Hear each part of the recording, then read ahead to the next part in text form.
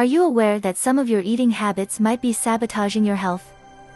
Skipping meals, especially breakfast, can lead to overeating later and trigger those pesky cravings. Eating too fast. That's a recipe for indigestion and discomfort.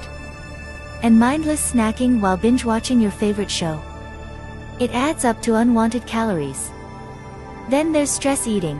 When life gets overwhelming, we often reach for unhealthy comfort foods, which can lead to weight gain. Processed foods are another culprit, packed with unhealthy fats and sodium, while sugary drinks offer nothing but empty calories. Huge portions stretch your stomach and waistline, and late-night meals disrupt your sleep and contribute to weight gain. Not drinking enough water. You might mistake thirst for hunger, leading to unnecessary snacking.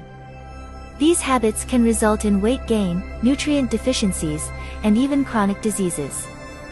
It's time to rethink how we eat for a healthier, happier life.